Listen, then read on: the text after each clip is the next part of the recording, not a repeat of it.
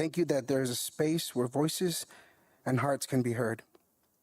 Thank you for allowing us to live in this great city. We pray that we can always be citizens of good moral judgment, that our decisions today be a consequence of a better city tomorrow. Lord, allow us to dwell in unity, peace, and in your love, which surpasses all understanding.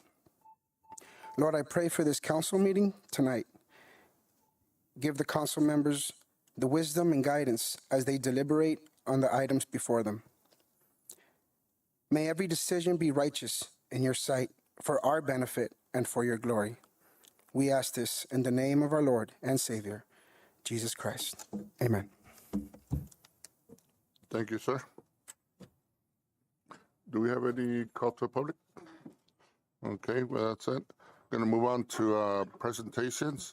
We'll do the awards and then we'll do you, Brianna.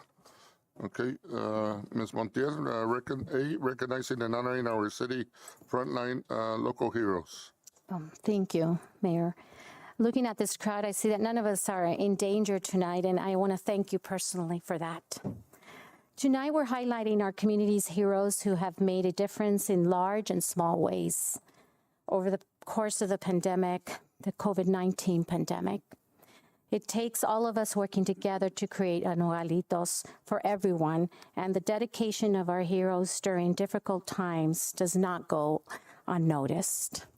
Thank you all for being here tonight. It's my honor to give you a little recognition in a small way, but our hearts are with you.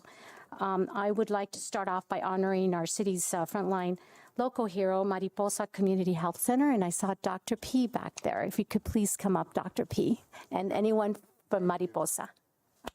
And everyone else from Mariposa. Oh.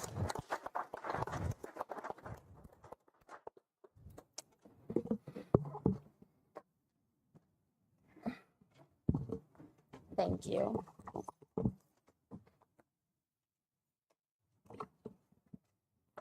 And hello, Dr. P. Good to see you. Good to see you. Oh, yes. Good to see you. And here's a certificate honoring Mariposa Community Health Center in recognition and grateful appreciation for serving our community during the COVID-19 and every single day. Thank you. Thank you. It's our honor. Thank you. It's our honor. On a personal note, I'd like to say Dr. P has been a mentor for so many kids throughout the years here. I know he was a mentor to my own daughter, who's a medical doctor in San Francisco, and I think that if you ask her, she would say that you were truly a hero to her. Thank you, Dr. P.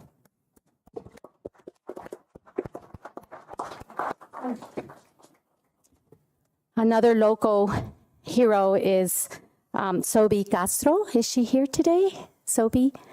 I do want to recognize Sobi. I know, and I see her on a daily basis out there on Terrace Street with her crew, serving the migrant needs every single day. And it doesn't go unnoticed, Sobi, and unfortunately you're not here today. You're probably out there right now as we speak. So again, Sobi Castro, in recognition and grateful appreciation for her hard work and all her team out there. We see her on a daily basis serving the needs of our migrants that arrive every day, every morning. Thank you, Sobi. Thank you.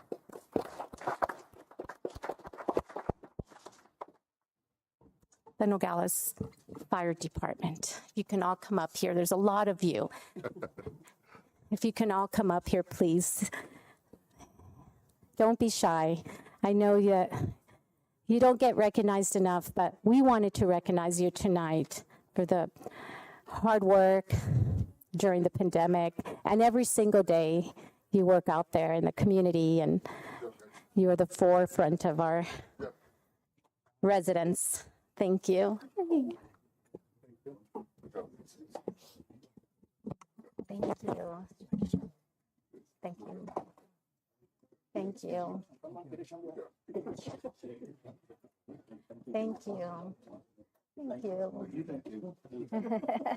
Thank you. Thank you. Thank you. Thank you. Thank you.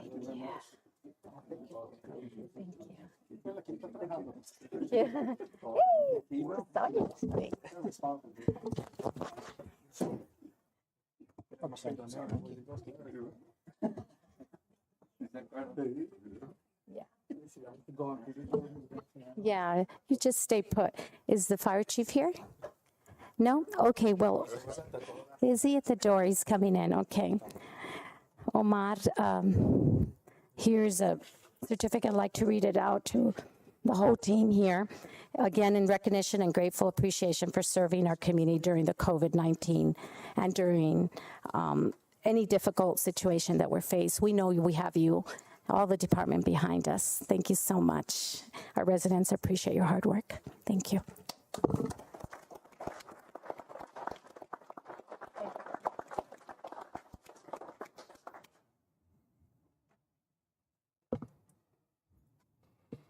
Thank you, guys. Great job.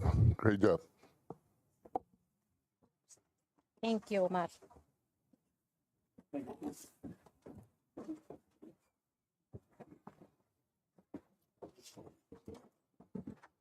Linda Hatfield, is Linda here? Okay, we will give the certificate to Linda in the future. She is the representative for the union.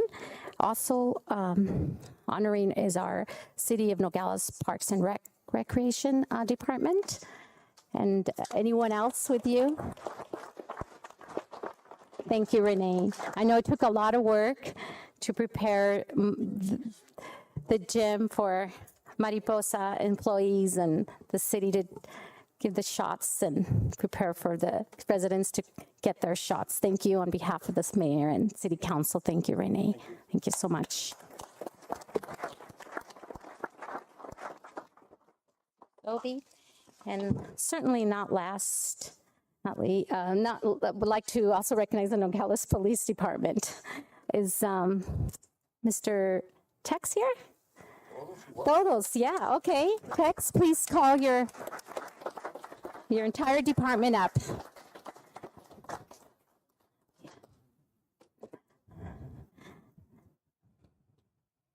Like to read off the certificate to in recognition and grateful appreciation for serving our community during the COVID-19 and every day. Thank you so much. Thank you. Tex, Tex, Mr. Jimenez, I know you by text. I know. Thank you so much. Thank you. Thank you, guys. Thank you.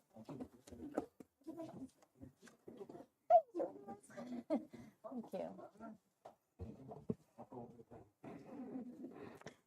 And incidentally, the event that took place yesterday was awesome. We had hundreds of kids out there yesterday. This is part of the hard work that you do for the community, the outreach. We really appreciate it. Thank you on behalf of the mayor and council. Gracias. Thank you, guys. Thank you all you do. Great job.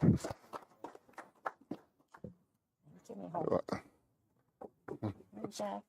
Thank you. Thank you. Hey. Thank you. Thank you. Yeah. Again, thank you, local heroes. Let me tell you, the experience we went through, the collaboration between all entities, Mariposa, the fire, the police, Parks and Rec, emergency management from the county. I think it was an eye-opener for not just Nogales, for the whole country. The coordination with Mexico that we had was astonishing, just great how we were able to support even our neighboring city.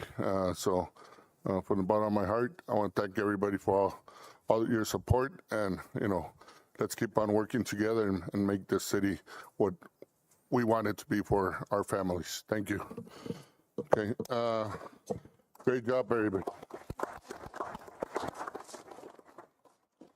I'm going to skip from item B to item C because I know Ms. Brianna Felix needs to travel. Ms. Brianna, unlocking Nogales' rural potential, a path of sustainability development. Go ahead, Ms. Brianna. Hello, can you hear me? Okay, I just wanted to thank you for the invitation to present tonight to Mayor Maldonado and the council. It's a big blessing for me to be here today, especially seeing all of these amazing people that helped with COVID-19. My mom passed away of COVID-19 last year. So thank you for the work that you do. It means a lot to the community. Sorry, I don't want to get emotional, but also our families. So thank you. So the presentation I have tonight, as the mayor said, is called Unlocking Nogales Rural Potential, A Path to Sustainable Development. And my name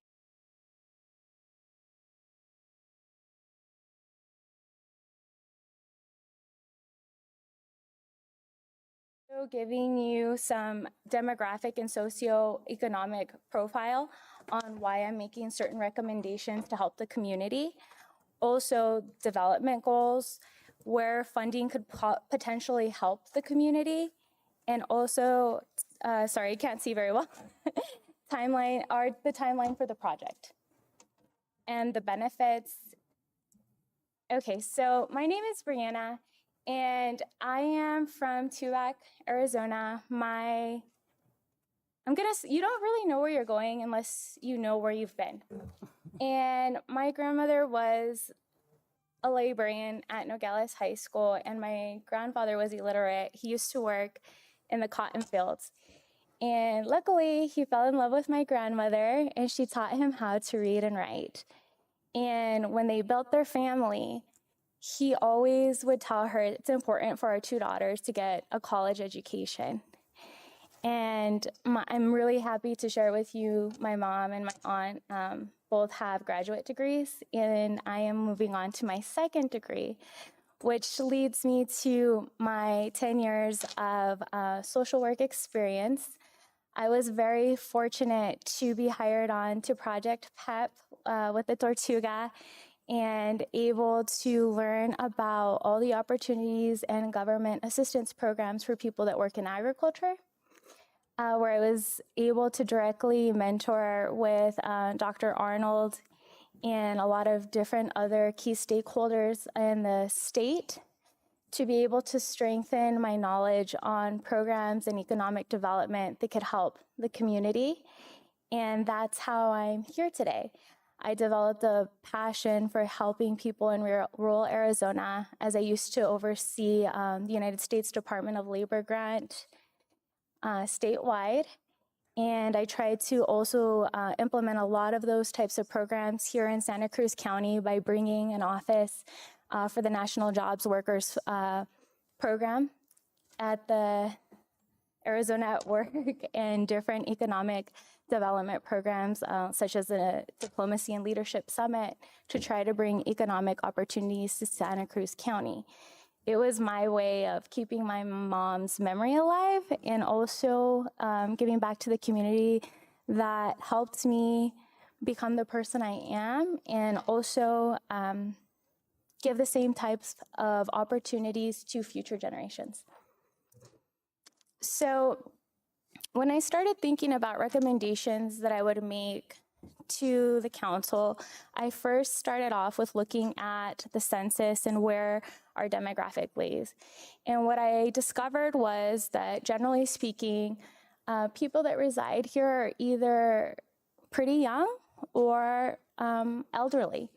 And you can see the statistics pictured on the screen. In addition to that, I discovered that there is about half of people that reside in their home here in Nogales. So you're probably asking, why does this matter? It matters because when I'm going to make recommendations of how we can better serve our community, we need to understand where people fall. Also, in addition to that, I also discovered that a lot of people here still need internet. So moving forward. So based on those statistics that I found on the census website, I made recommendations on how, if I was living in Nogales currently, what types of programs, if I was classified under one of those statistical groups, would I want to see a social welfare program developed. And as you can see, they're pictured on the screen, for youth programs, for women's initiatives, because the majority of the population that actually lives in Nogales is female. In addition to that, education and literacy programs, digital inclusion, senior services, healthcare. I discovered also that a lot of people that are older do not have accessibility to healthcare insurance. Looking at the bigger picture and looking at community development, these are things as a community we could come together to be able to increase our community development through parks and recreation, digital inclusion, economic diversification. That means different opportunities for economic development, tourism, community gardens. So a lot of people are big on organic food sources right now and the accessibility to them, and culture and arts and preservation. So the way that I have had a proven success rate of finding these types of funding is through grants. I'm really proud to say that I was given the opportunity to work right below Dr. Arnold, and I wrote a grant that won competition with the Mexican ambassador, Ken Salazar, and then I competed internationally for an Indigenous cultural preservation grant for education. Also, I also wrote a grant for human trafficking, and Project PEP and the Mexican consulate here in Nogales actually has an MOU trying to combat human trafficking in Santa Cruz County as a result of my grant writing efforts, and a bunch of other funding grants that I've written. What I discovered also by working a lot with rural communities and rural funding sources is a lot of people don't realize that the USDA also has a lot of very beneficial grants. And as it's pictured here, these are the different categories that the USDA offers funding sources through. We can get back to that later if you have any questions. And then I further explored federal grants that could be utilized to be able to realize community development programs here in Nogales. And those could be done through the Community Development Block Grant, the Economic Development Grants, Rural Broadband, Health Resources and Services. And the reason grants are so important is because it also offers an opportunity for all stakeholders, not just the government, but nonprofits and other actors, to be able to partner together to be able to serve the community and offer more opportunities to people that are underrepresented here. And that positively impacts the economy, because when these types of funding dollars are used accurately and targeted with a good success rate, that reduces your unemployment rates. And it also reduces your recidivism rates and increases the amount of children, I don't want to call them children, but youth that attend college, because then they have those mentorship opportunities to be able to realize their dreams and apply to college. In addition to that, of course, there's also opportunities to expand healthcare, which, as we know, is beneficial to a higher quality of life. So my proposition, I broke it down for what one grant would look like, but this is a very flexible timeline depending on funding sources, documentation, buy-in, and assessments. So at the bottom, you'll see the outcomes. I didn't outline a timeline for those because those are flexible, and it would probably vary depending on how big the grant was. And as I've mentioned before, when we're able to retain a larger amount of funding for our community, it has essential benefits like greater healthcare access, benefits for education and workforce development, infrastructure improvement, economic growth, housing assistance, environmental sustainability, community services, community engagement, and reduces disparities. Thank you. Do you have any questions? Any questions? Yeah, Go ahead, Councilwoman Montiel. I know very little about writing grants, so thank you for doing a very difficult job. Are you proposing to write grants for the city? I'm proposing to Okay. write I'm grants for the city. I'm also proposing to do consultation, partnership development, project development, and compliance oversight. Because a lot of these grants could be a little bit challenging, to say the least. Currently, I've written 12 grants, and it just depends how big the funding source is. And if you're applying for a federal grant, you would, of course, want your books to be, you would like somebody who have had the experience to be able to make sure you have clean reporting. Okay, thank you. Go ahead. Councilman Doyle. Yes, as you were mentioning, you do have the experience. Do you also have a team that you work, or you work by yourself? I work by myself currently, so this is what my proposition is. So I would like to start with smaller grants and then build a team based on the funding that we retain. Because if this were to be voted into effect, we would need to build a bigger team.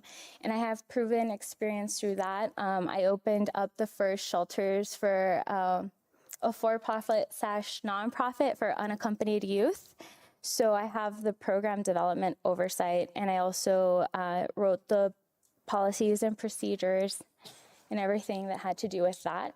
So you would probably need the program development, the compliance part, the grant writing, and then the contacts, because getting grants is also about what partnerships would like to collaborate with you, which I have a lot of contacts. Okay, so would you be, in other words, going out and seeking those grants that Yes, I have. collaborate with the city as far as Yes. the needs? Yes, I have. So I have proven experience researching and finding those grants. Also, I was able to go to a lot of these seminars and workshops for economic development in different areas of the state. So I have very good relationships with different funding sources and how to directly contact them if I need to find something out for a grant.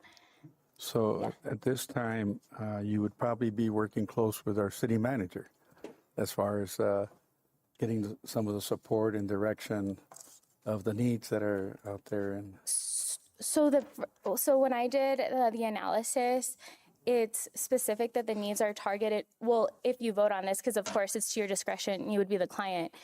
But the bigger need right now is for women, youth, elderly, access to medical care, increasing broadband internet, which helps with education, increasing housing development, because I think it was in the 40% range of homeowners.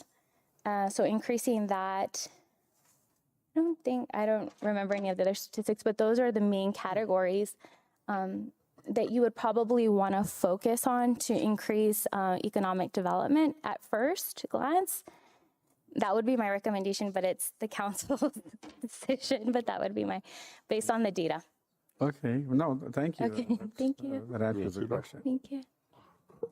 Mr. Gradius. Now let's talk about your fee. Would that be incorporated into the grant, or would the city be hiring you on for this? Or how would that work? My fee would be a consultation fee. I think it's mentioned in the documentation I sent to you for all of the different scopes, everything included in the scope of work, basically. And I did consult with other consultations who do similar work, and I gave you a discounted rate. Yeah. Mr. Bermúdez. Mr. Mayor, members of the council. The reason I asked Brianna to come and give you that presentation, she's a very experienced grant writer. She's local. She knows what our needs are, and she knows the progress that we want to make in our community. One of the things that we talked about was housing, not only housing, but the home ownership assistance, where we can help our residents to help find loans, especially right now with the interest rate the way it is, find loans as far as to facilitate the ownership of a house when they're renting right now. I mean, earlier we had a meeting, a housing meeting about Section 8 and everything else. So we're trying to get them out of there and transition them into a home of their own. And that's the conversation that we're having with Brianna. We talked about parks. We talked about rebuilding and improving local infrastructure. Yeah. Researching and finding grants. I mean, that's her specialty. Medical care, child care. Right now, I know there's families that need to work, but they have to spend the majority of their money with child care. So those are things that Brianna can help us with and basically improve the quality of life for our residents. And so I just wanted her to come and give you a presentation as far as to what the possibilities are moving forward with her expertise. Councilman Bonillas?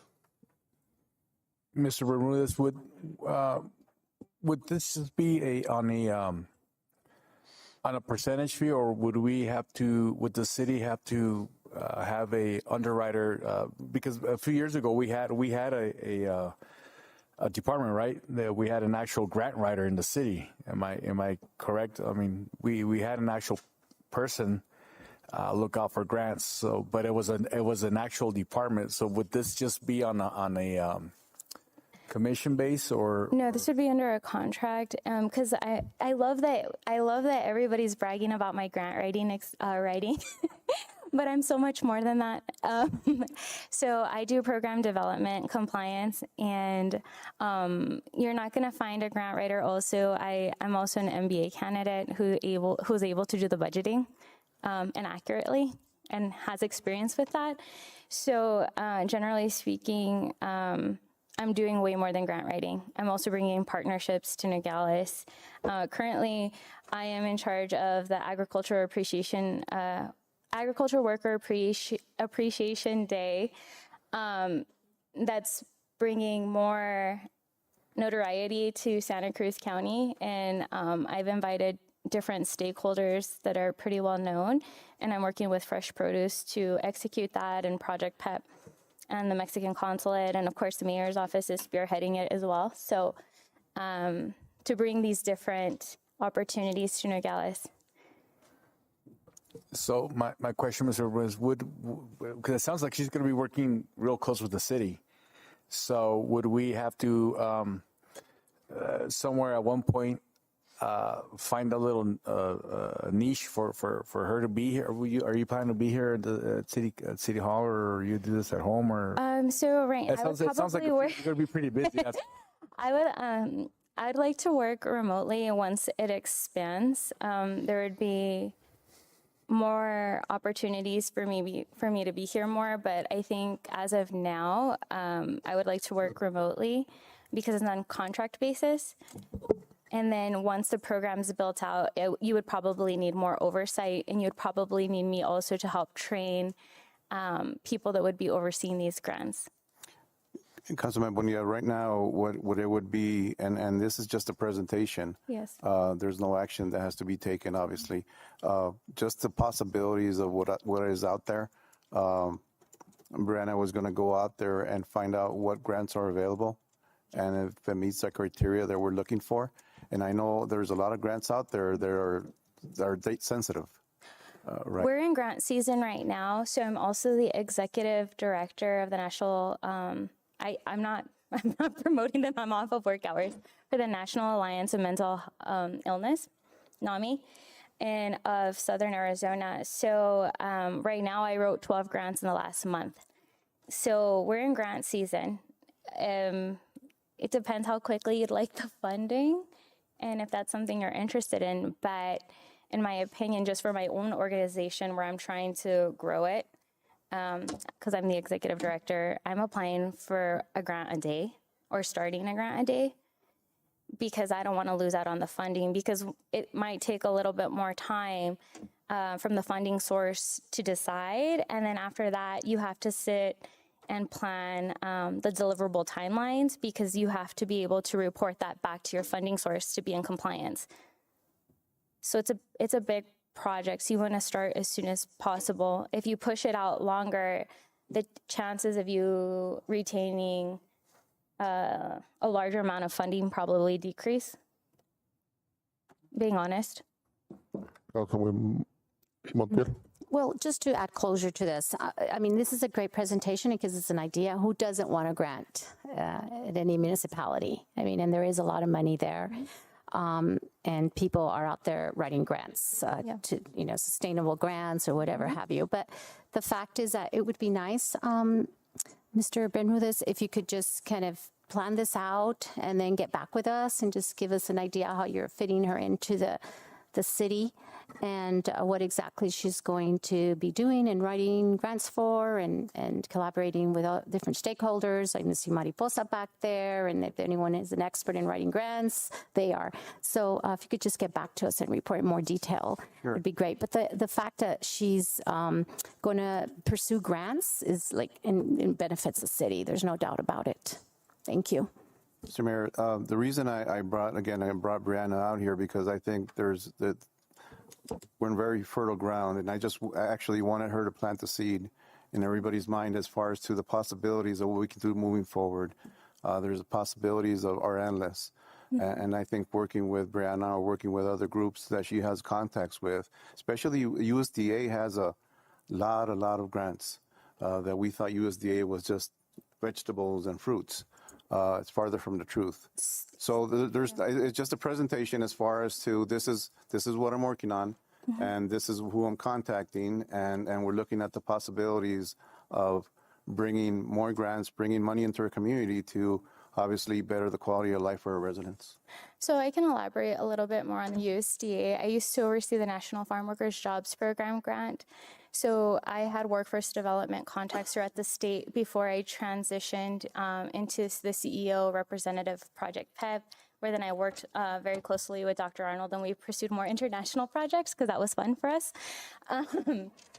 But the reason I'm bringing this to your attention is I was also recognized by the U.S. Department of Labor for my innovation with creating an income calculator, and I worked with Eller College to be able to present that nationally, and then other grants took heed. So I think that yes, you could potentially find somebody else, but I think I have a very diversified skill set, and I'll just repeat it again. I'm asking for a fraction of the price, and I have a proven track record. In addition to that, I'm actually from this community. And I also sit on a lot of different boards and organizations. So, thank you. Okay, thank you. Yes. Mr. Doe? Yes. Councilman? Thank you, Brianna, for keeping us, bringing us up on your credentials. But, I do know Dr. Arnold, and I know he likes to surround himself with winners. Oh yes, I miss Dr. Yeah. So, yeah. Coming from whether you had you on your wings at one time or another, but Yeah. you always learn something from the man. Yes. And it's always positive, and I Yes. admire that positive attitude that you have. Thank you. Writing grants isn't only just sitting down, but having the contacts and being out there. And Yeah. I think that charisma you have does a great job Thank you. in influencing positive results. So Thank you. I appreciate I that. want to commend also the city manager for bringing Brianna. I hadn't met you before, but you're Thank a very you. positive and pleasant experience for all of us. I Thank hope we can you. continue to work with you in the future. I appreciate that. Those are very kind words, and you're right, Dr. Arnold only likes winning. I only transitioned to the National Alliance of Mental Illness because my sister has a diagnosis, and I wanted to do something to change legislation. But I still work with him and text with him almost every day. Okay. Okay, thank you. Thank you. So, thank you, Brianna, and we'll be in contact with Mr. Bermudez with you and all that, and see what we could start working on and see how we could all work together. Okay, Really thank appreciate you. I for appreciate the coming down opportunity. and Thank you. giving us this nice presentation. Okay. Thank you.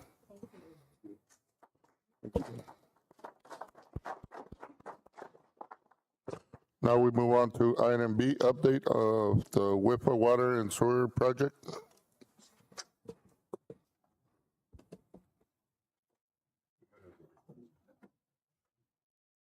Mr. Bárcenas? Mr. Mayor, members of the board. I'm just going to give you a brief overview of where we are with all the projects that we're working on with the WIFA funding. As you know, we have two large projects that we're about to finish. The Royal Road subdivision, that project is already, the water lines and everything that goes underground is in place. We just finished yesterday doing the testing. All the pressure and quality of the water and chlorination and everything that needs to be done was completed yesterday.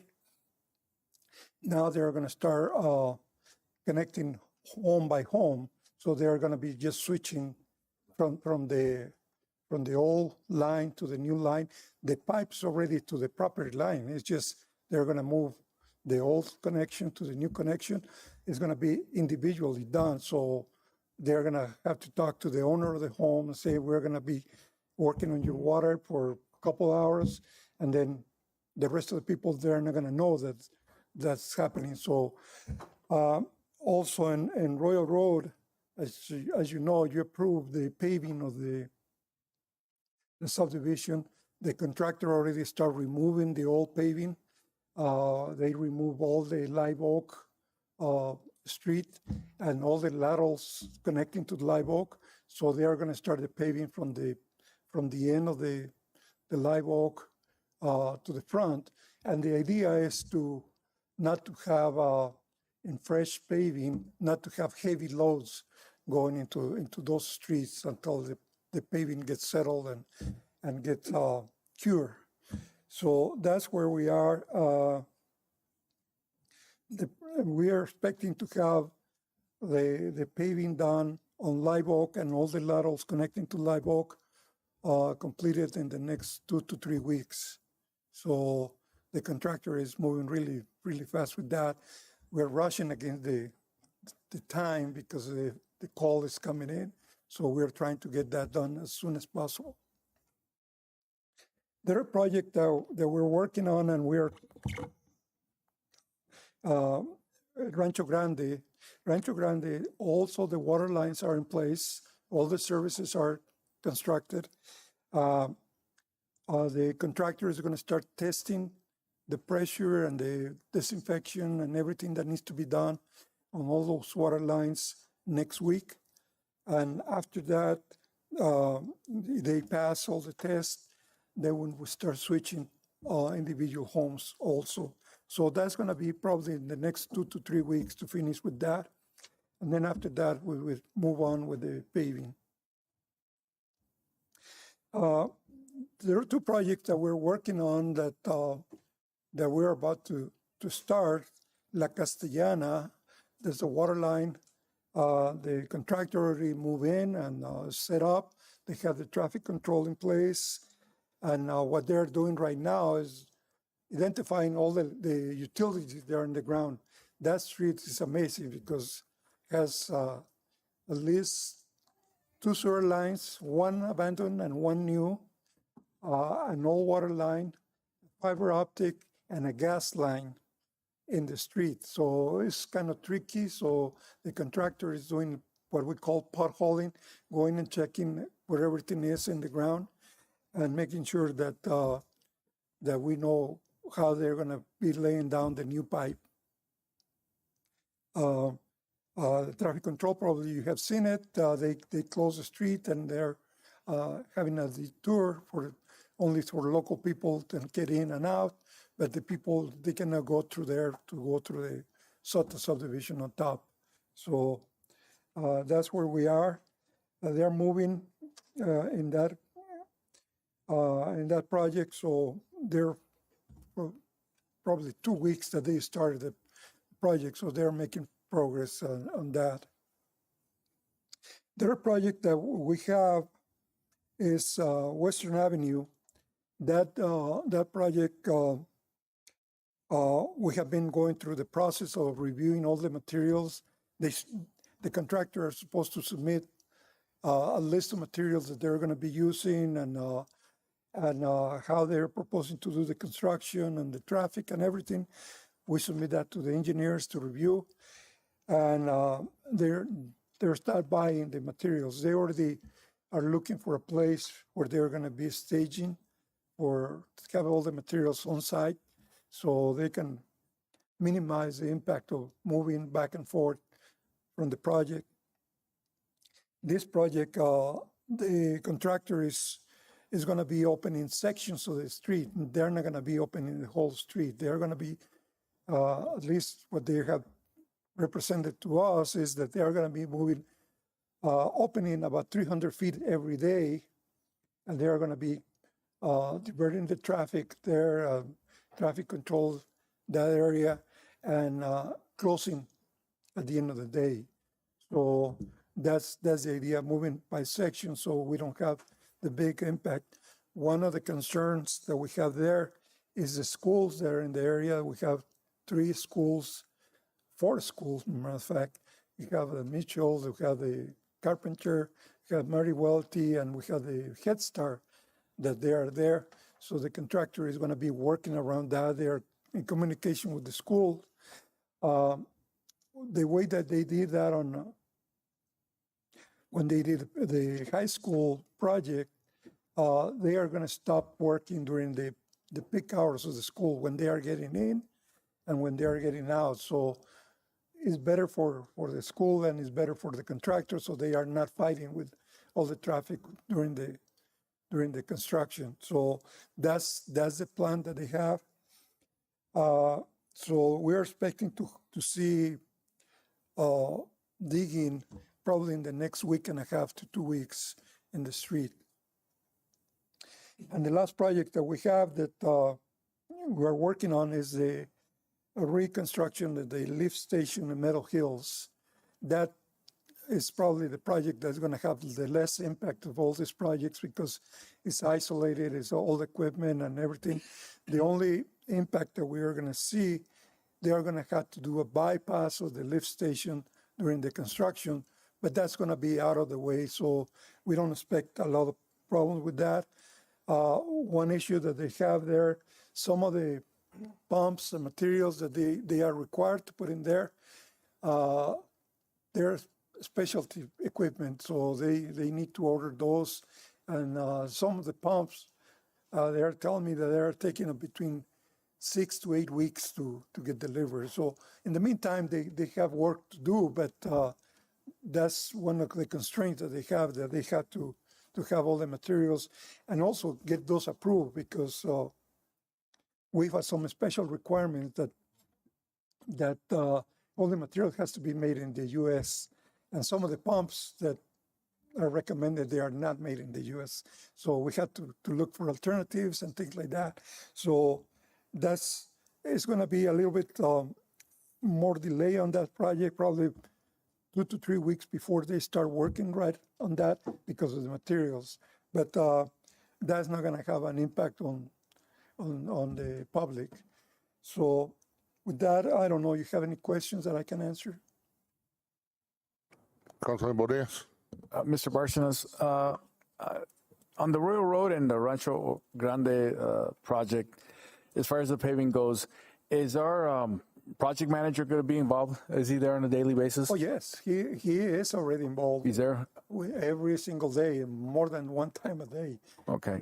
And also the city engineer is watching the construction of the paving. He's in charge of the streets. Because, and the reason I ask is because I want, we approved a bunch of money to get these WIFA projects done. Mm-hmm. I want to avoid another issue like the Frank Reed. Yes. We are getting very cold temperatures already.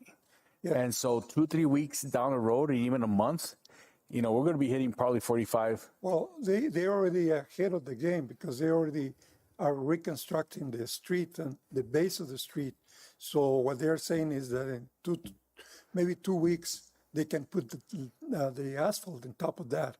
And one of the requirements is that the temperature has to be 60 degrees in the ground at the time that they start working on that. And that's one concern. And the contractor is very aware of your concerns and everybody's concerns that the paving has to be done properly and with the right temperatures and everything. So the product that we receive is what we are paying for. Do you remember from the top of your head how many inches it's going to be from compacting the dirt out to the asphalt? Is it going to be? I believe there are going to be 4 inches of base, what we call AB base, and 2.5 inches of asphalt on top of that. Okay. What's the time? What's the estimation of finishing these two projects, Royal Road and the Rancho Grande? For the paving, like I said, if the temperatures start going down, we're going to stop them until the temperatures are correct. I don't want to spend the money and then have to come back and fix it. So if the temperatures are not there, they're not going to do paving. They could prepare all the roads and everything, but the asphalt, that is the key for the temperature, needs to be done on the right temperature and the right time. Okay. And So the idea is that to do as much as possible before December. And then if the temperatures allow a day or two, or one option that they have is, the temperatures are so weird right now that we got cold and when we're not supposed to, and they're projecting to have 90 degrees next week. So the temperatures are going up and down. So one idea that they're working with is say, well, if we have a couple of days that the temperatures are going to be in the 80s or 90s in the middle of the day, they can start late during the day, start at 10, 11, when the 60 degrees are in the ground, and then lay down as much as they can until the temperature is correct, and then wait for another couple of days or whatever it is when the temperatures go back to where they could lay down the asphalt. Go ahead. Mr. Barcenas, would it be prudent? One of the biggest. Your mic. You have it. One of the biggest complaints that we had from our constituents is that the lack of, or our biggest failure is sometimes to update our constituents, especially these people on Royal Road and Rancho Grande. And I'll give you an example. I already got some complaints from Royal Road. The streets are a mess, and I tell them, well, they're ripping them up. We're going to put new asphalt. But as long as we either send them some type of update explaining, hey, the paving is going to be subject to weather or temperatures, stuff like that. I think as long as we keep them in the loop, we'll be okay as far as complaints go. Because I already got a few, and I told them, hey, just give us a chance. We have to rip up the streets. We can't. We can't just pave where they dug. We have to pave the entire streets, and that's going to take some time. But as long as I think if we can send some type of Mr. Bermudez redaction of what we talked today, as far as informing our citizens of what's going to happen, and not really give them a time of completion, because again, we are subject to temperatures, and I think that because if we tell them we're going to be done in December and it's not done, and I don't believe we'll be done by that time, because temperatures are getting cold pretty fast. Yeah, one thing that we're doing is the sections that they're working on, the contractor has been going door to door and explaining to them that they are working on that section. And the same thing we did with the water, that the sections that they were working on, they went and talked to them and they say, you're going to have some hard time getting into your place for the next couple of days because we're going to be working in your area. So the contractor, as far as I know, I think I have received 3 or 4 calls from the whole subdivision asking questions about that and say, hey, there's a pothole here or something like that. And I call the contractor, and in a few hours, he goes and take care of that because they're really sensitive. But some street there's no more options. They have to get in and out. So people are concerned, and the contractors have been really, really good. The foreman that they have there, I think knows almost everybody there now because they have been working on a daily basis there. The owner of the company probably doesn't know it, but the foreman that's working there, he's there every single day, and from early in the morning to 3 o'clock in the afternoon. Councilman Bonilla. One of the things that I'm working on, that I'm going to start working on, is I know that we're doing a really good job on outreach and social media and online. However, I know that we can still, there's also a lot of room for improvement, and I want to be a lot more aggressive and doing outreach to our residents. So that's in the works, and it goes hand in hand with what we're talking about right now. Okay. Thank you, Mr. Bárcenas. Any other questions? Okay, thank you. Next, we move to item 6, financial monthly report. Ms. Jean. September 2023. Thank you, Mr. Mayor. Mayor and members of the council, tonight I'm going to present to you September of 2023 financial report. So in September being the third month, the budget number, basis number that we look for is about 25%. So if you first look at table A,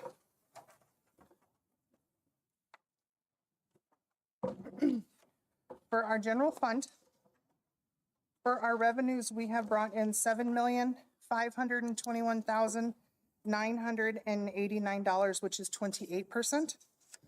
And our expenses going out have been $9,250,826, which is 23%. Also on table A is our shared revenue. We have brought in $2,753,757, which is 25%. If you move on to table B, that is our sales tax. Our sales tax for September, we collected $1,221,441, which overall brings our year above last year to $589,594. So September was a much better month than August. If you move on to table C, that is our general fund departments split up. You'll see the ones highlighted in blue that are still over. At this point, we still have quite a few that had the large capital and full year contracts that are encumbered in those amounts. If you now move on to table D, this is our HERF and our overweight. For HERF revenue, we have collected $663,860, which is 26%. And for overweight fees, we have collected $105,422, which is 42%. For expenses, we have, for HERF, we have spent $1,452,574, which is 35%. And for overweight fees, it's $296,523, which is 34%. If you move on to table E, this is our sewer account. For sewer, we have collected $921,780, which is 31%. And we have expensed out $709,400, which is 29%. If you move on to table F, this is our water account. For the water fund, we have collected $1,066,956, which is 31%.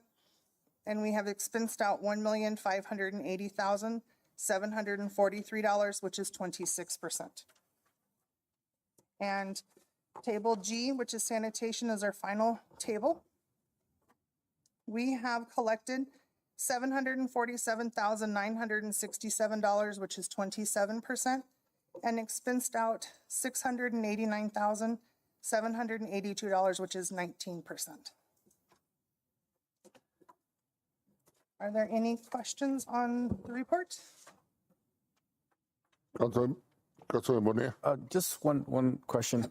The HERF money that we collected this year is the HERF money from 2 years past, correct? So the numbers, I imagine that our HERF funds during the pandemic would be kind of low, right? I would imagine. So, yes. but do we know how much lower, or they don't No. tell us? They don't. They don't tell us. And I think I would do some research. and when are we due to receive the next year? I believe the pandemic numbers on the HERF funds.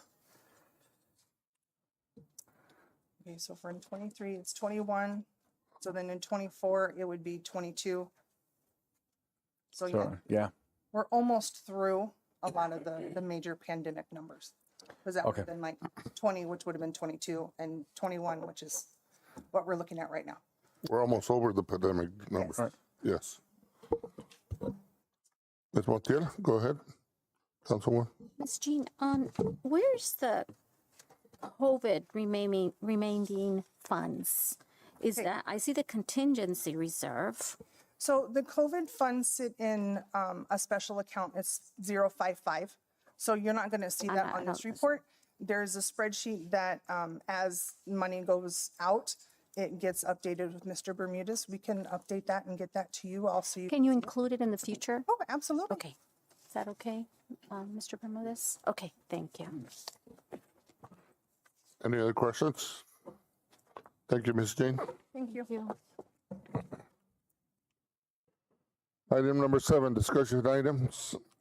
A, discussion, direction, and possible action allocating an additional $1,000 in spending authorities to the Parks and Rec Department for the construction of 2 additional casitas to decorate Karen Park during the holidays.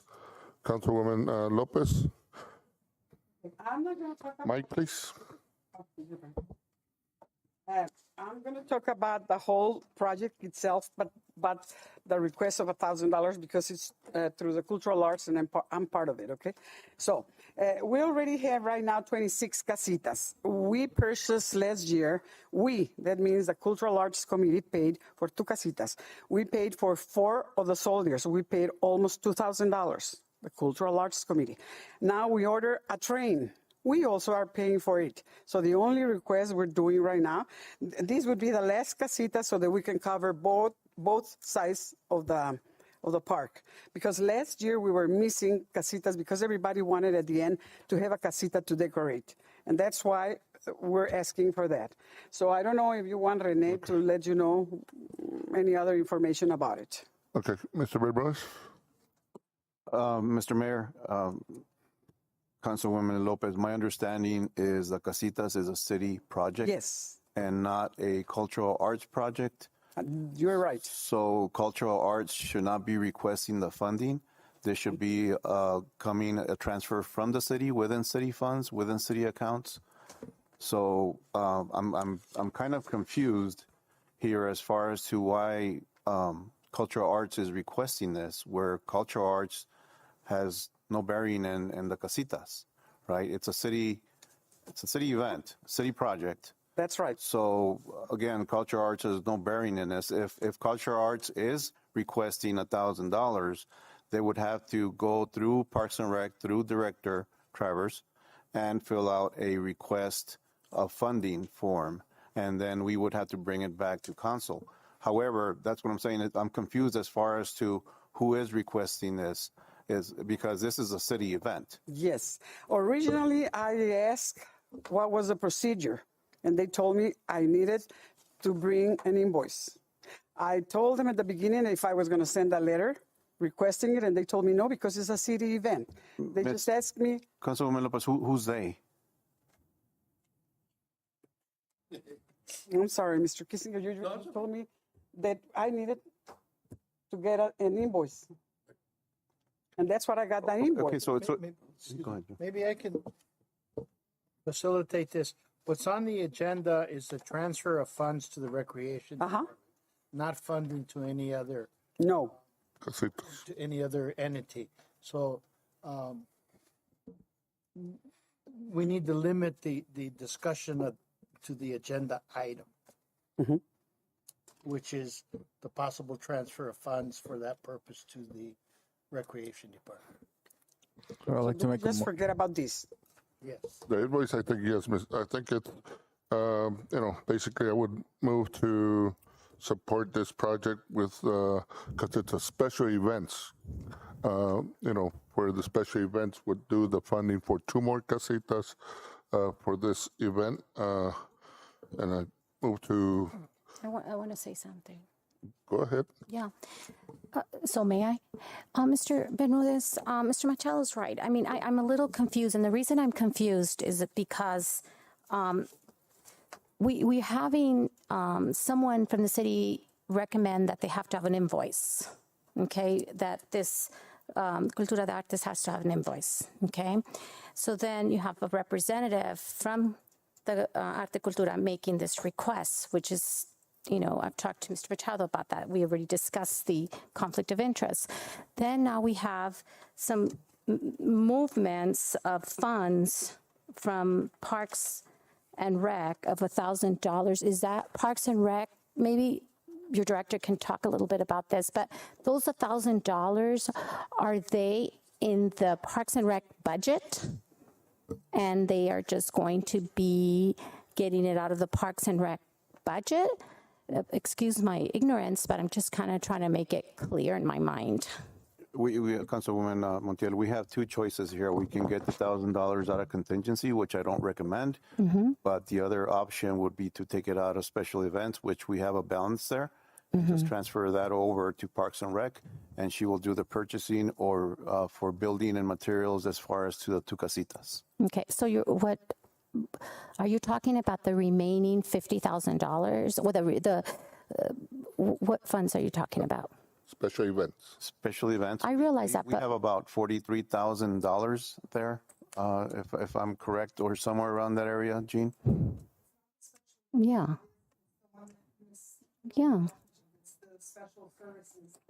Exactly. Right.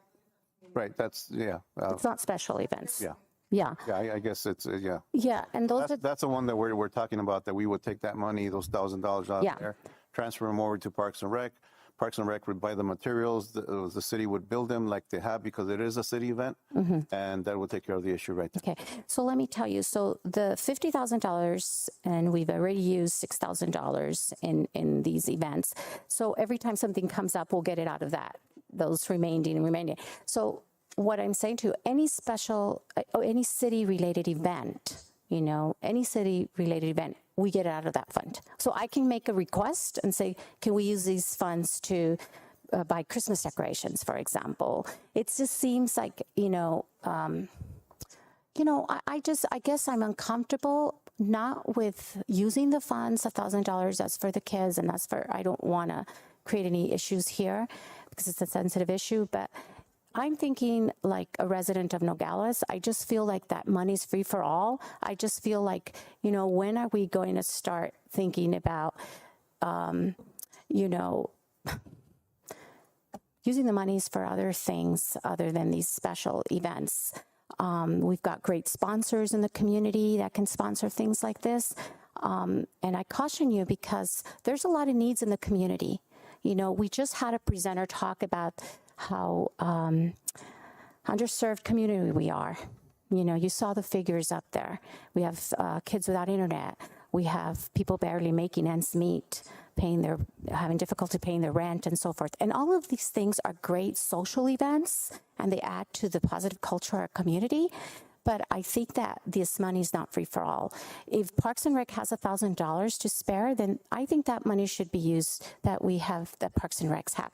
This 40-some thousand that's remaining, I think we need to use it to address some of the local social needs, like internet connections and stuff like that. That's just my opinion. Because we spent already $6,000 in some of these events. So I just, and also along those lines, also we've had a lot of people in the community ask for funds, La Linea and other entities asking for money, senior center and so forth. And we haven't, I know you got your job today and I know you're going to respond to all these letters, but they're also watching us and all eyes are on us about spending their funds. They've asked us to help them. So we got to be careful about how we spend public funds. Thank you. Let's second the motion made by the mayor. Still here a little Mike. bit, And if I feel Mike.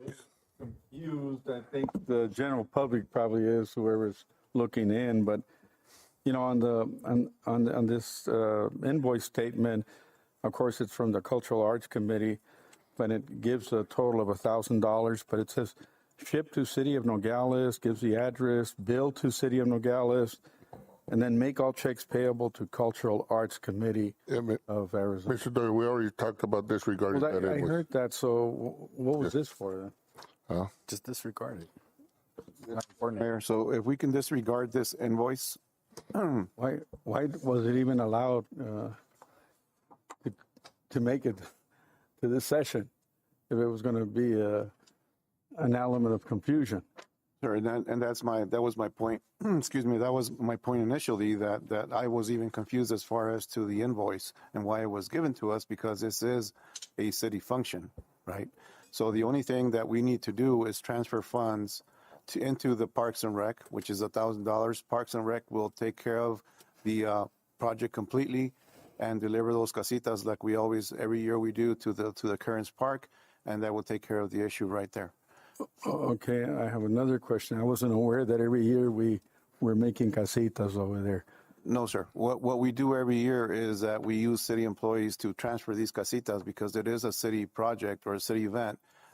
Transfer these casitas up to Kearns Park, set them up, and then from there, whatever organizations get those casitas, and they're the ones that decorate, paint, and everything else, put lights on them. So nobody explained how these organizations get the casitas, or how is there a drawing or something, or I mean, how does that work?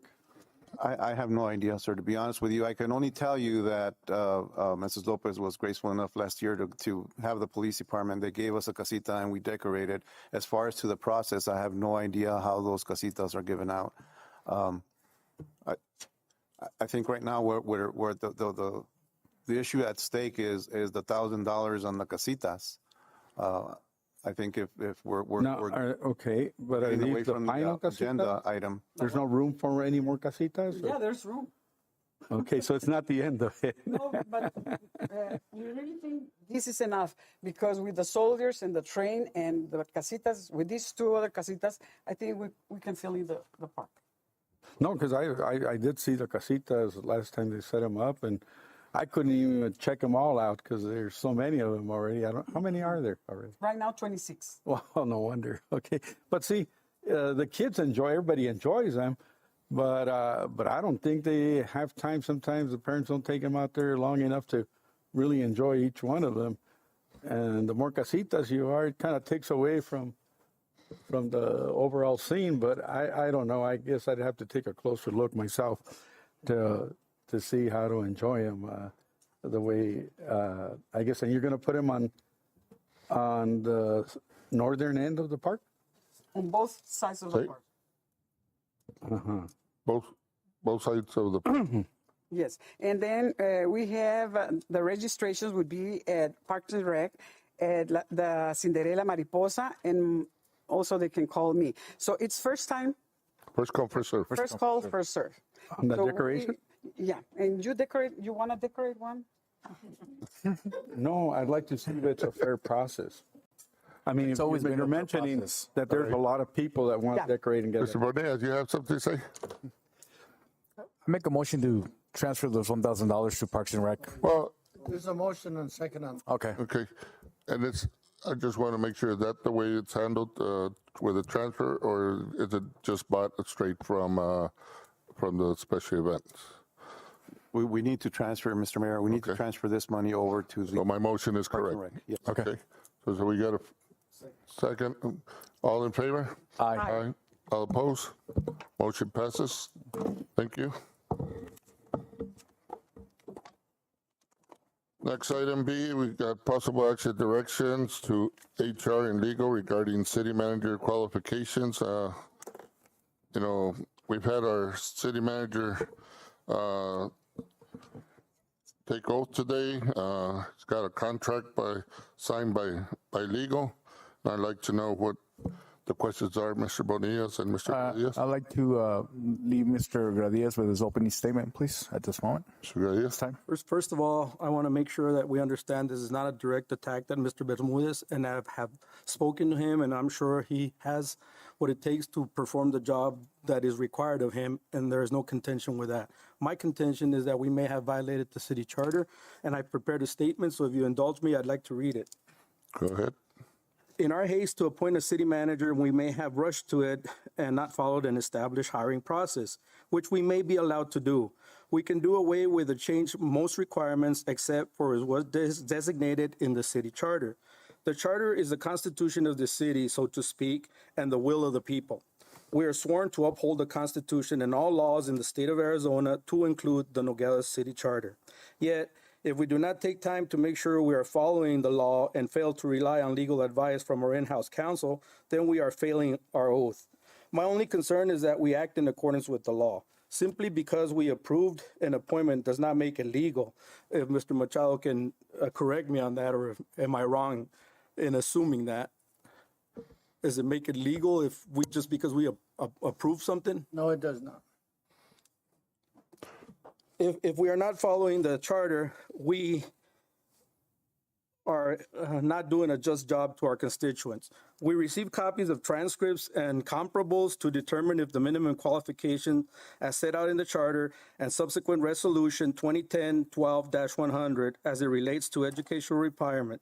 On face value, I do not feel I have the capacity to determine that, since the charter is kind of vague in stating or related fields. I would only ask that we take advantage of our in-house counsel and HR department to provide an opinion to affirm if we have met the threshold, or if it does not, then we may be violating the charter. Under Chapter 11, Section 4, it states, violations of the charter shall be deemed misdemeanors. I don't want to be one to violate the law simply because we failed to seek guidance. So subsequent to that, I would move to request legal to provide us a legal determination. You got a comment, Mr. Burnett? I'll just wait. I'll wait for legal. I made a motion. Yes, I second it. I second. Any discussion on the motion? Go ahead, Ms. Montiel. Mr. Machado, could you please give us your opinion based on what Mr. Gradillas just stated in his speech? Give you, I'm sorry, an opinion. Give us a legal opinion regarding what he just said about not following the charter. And also he mentioned, I just have to think all the things he said, about not following the charter and not seeking or following legal house advice, in-house legal advice. I'm not sure I understand your question. Okay, I'll repeat it again. Let me repeat it. You want me to repeat the question again? Do you want me to repeat the question so we can be clear? Yeah. Yeah, okay. I don't know what you want. What's your legal opinion on the process that was used and voted upon the appointment of the city manager? You're talking about the process that was used? Again, I don't know what process was used because I was not part of that process. The council appointed a city manager without doing a search and so on, which is entirely within your authority.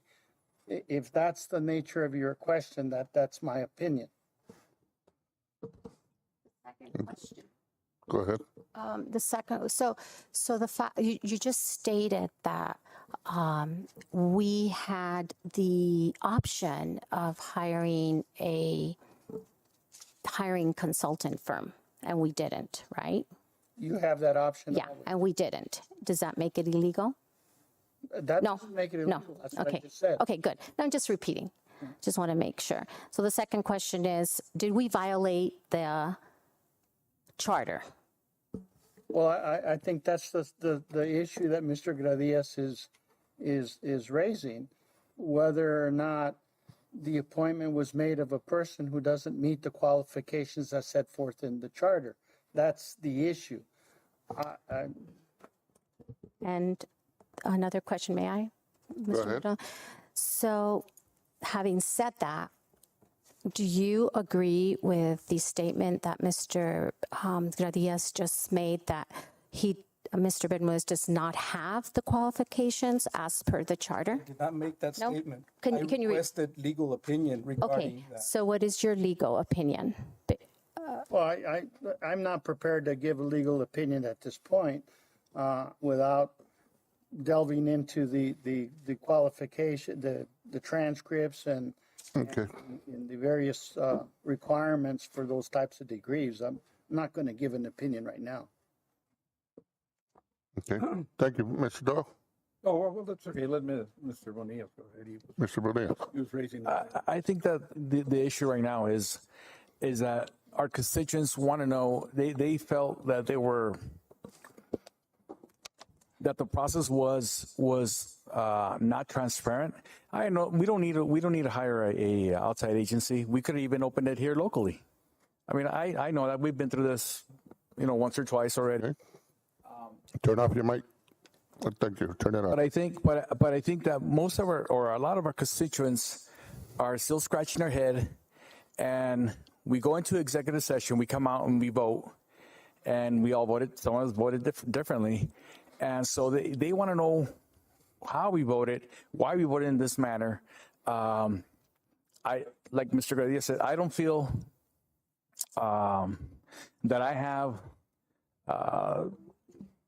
and the education to even from what I see. I mean, I can make my conclusions, but I would like legal for their legal opinion, and also if we can get the HR director. After all, that's their job, isn't it, Mr. Machado?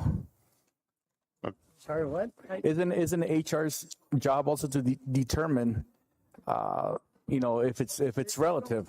HR doesn't make the determination, nor does legal make the determination. But in the usual process, they offer their opinions regarding. Well, then yes. So the council makes that decision. Okay.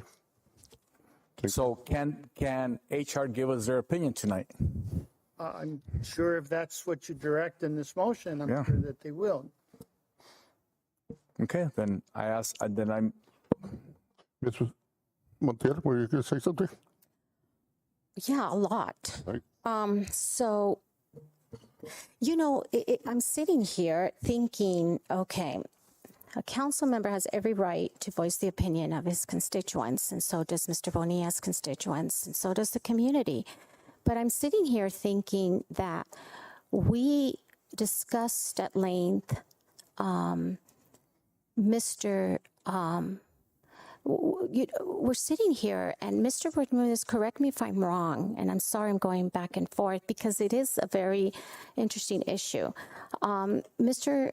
Bermudez, you submitted your credentials, your degree, your transcripts. You submitted all that information. You have your degree. You have above a degree, a BA in 60 hours. You did not hide any of that. You provided all that information. The charter clearly says, since you've read the charter over and over, it's a related field. And we're asking, so is Mr. Bonillas, is asking for legal opinion, and we don't seem to get one. Mr. Machado, you don't want to give a legal opinion. You just said you will not give a legal opinion. I will not give a legal opinion tonight, not prepared, having prepared to do so, okay? If I give a legal opinion, it will be after I review all the transcripts and made the necessary. But Joe, you've had 2 weeks to do that. No, ma'am. Okay. Let's recall. that I suggested that all this be done before you make your determination. And I was very clear that once that determination was yours after you got input from everybody. But you didn't want a legal opinion. You didn't wait for a legal opinion. I think we all talked about it. We all were 2.5 hours inside executive session, which is, we should not disclose what we talked inside executive session. I think we all made the choice. We had a great ceremony this morning, and congratulate Mr. Bermudez on his selection. And I think I'm going to call for the question. Second. So on a roll call vote, please, Carmen. The question is, That means you're going to vote on. no, I mean, what are we voting on? On having legal HR look into it, and or we just continue and move forward like I think we were doing at our ceremony this morning. Yes, sir. But my question still is, if you vote aye or nay in favor, now how does that correspond to the question? The aye would be to have legal and HR look into it. The nay would say do not Right. do not have legal and HR look into it, and we move forward. Can I make a quick statement, Mayor? I already called for the question, sir. I vote nay. It's okay. We don't have to be transparent with the public. Like Mr. we did in the Bonillas? past, all right. I voted nay. So it's a nay for me. Please. It's an aye. It's an aye. I change my vote. It's an aye. Ms. Montiel? Just again, I'm sorry, I'm confused. I would be to have legal and HR look into it. Nay would have not legal to move forward. May I make a statement? No. May I make a statement? No? Yes, I can legally. Yes. Mr. Bermudez, please answer this question. Didn't you submit your transcripts, your degree, all of that to HR? Yes, I did. They have had this information for the last 2 weeks, and you're here, so you can answer for yourself too, Mrs. Fuentes. You have submitted all this information, your BA, your 60 hours at ASU, all this information you have submitted to HR Correct. 2 weeks ago. Correct. They have had time to review it. Correct. 2 weeks have time to review if that is adequate, if that is what they're looking for, if that is a related field, whatever you want to call it. We are not hiding anything. They have had 2 weeks to look at your transcripts, and you have a BA. Yes, ma'am. You have a degree in a related field plus 60 hours ASU. from ASU in business administration. I am a certified public manager. of Thank you. ASU, yes. And they've had 2 weeks. HR has had 2 weeks to review this information. May I ask the HR director if my statement is true? You had 2 weeks to review. I received it. And have you reviewed it? I was never asked to provide anything until now. No. My question is, have you had those 2 weeks to review the information that Mr. Bermudez has submitted to you as HR director? Again, that is a decision that No, I'm not asking. I know it's a decision. Have you, as HR director, like Mr. Bonillas just said, to review that information? You haven't had time. You have not reviewed it. Thank you. I just have Councilman Gradias? Did you vote? ¿Vamos a votar? No, I mean, you're smarter than me. I just want to Yay. make it clear because it's on record. Yay, And to I'm have being legal and accused HR. of violating Yay, the charter. To have legal and HR look into it, and nay to move forward. Nay to move forward. Legal has had time and HR to look at these documents. Thank you. Mr. Gradias, you can do a statement now. I don't know why we're looking at this negatively. If all I'm asking is for an opinion to affirm, which means everything's well, or a legal he will once we vote him to give us an opinion. That's what we're doing. Yeah. All I'm saying is, All right, let me clarify in all fairness here, okay? When the council made their decision, I had suggested that we wait to make that decision until all the input from all the relevant parties was made. You chose not to Exactly. wait to make the decision. Now, at this point, you never indicated that you would reconsider the decision or that it was made conditional on an opinion. The decision was made. At this point, it doesn't matter what my opinion is or that of the HR because the decision has already been made.